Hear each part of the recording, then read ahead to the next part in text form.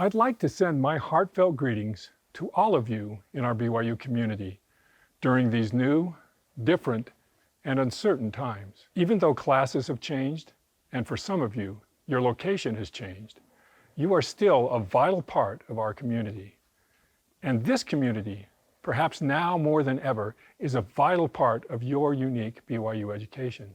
You may remember that my devotional address at the beginning of this school year was all about the importance of gathering and how being gathered together enhances our education.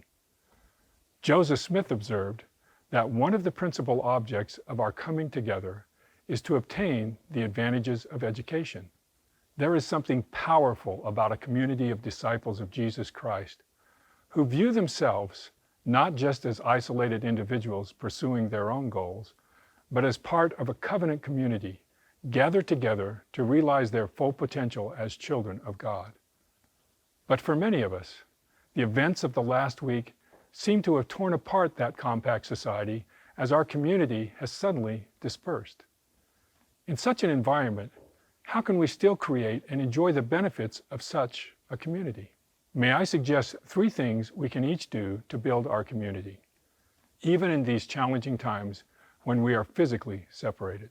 First, an extraordinary blessing of the BYU educational community is the opportunity to interact with remarkable faculty members, professors who are at the forefront of knowledge in their fields and also rock solid in their faith in the restored gospel of Jesus Christ. The physical separation we are temporarily experiencing should not interrupt the association you have with faculty members.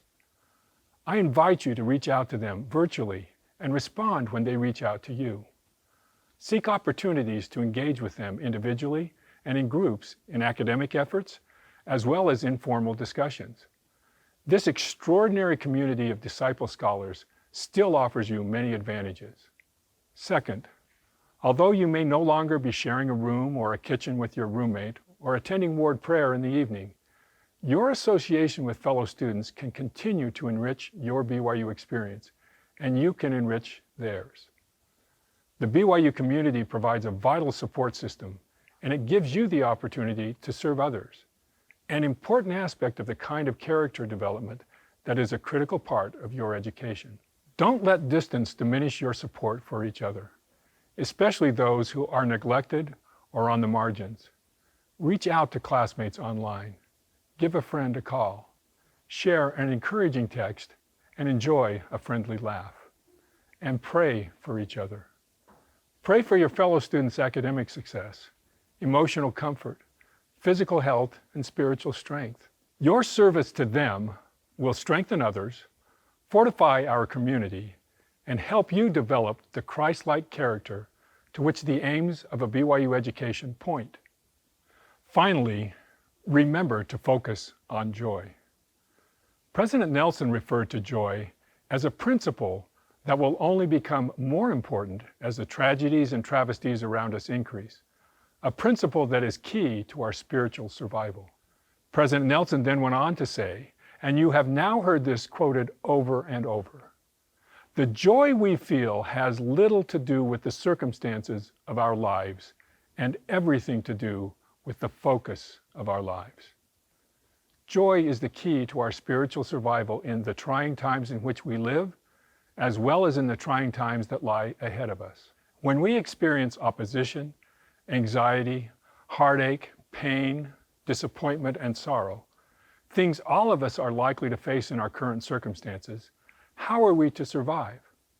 By tapping into the power of joy. President Nelson has invited us, as well as all the world, to experience what he calls enduring joy. Joy that can exist when we fail a test, feel rejected, face ridicule, or even confront a global pandemic.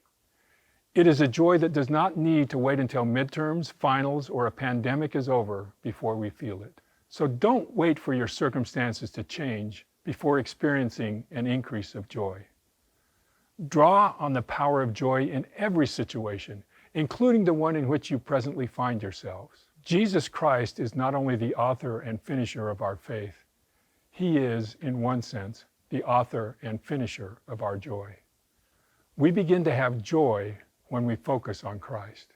You have been blessed to enjoy a unique gathering of God's children.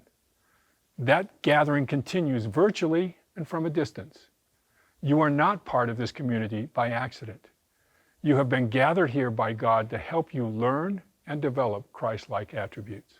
Whatever your background, whatever your talents, whatever your challenges or perceived weaknesses, you are a vital part of this gathering. You have something to gain from and something to offer in your interactions with those around you. You are loved. Please take good care of yourself and those close to you. As we continue to move forward as a BYU community, let us keep our focus on Christ. Let us do as He did. Let us have charity. Let us find joy.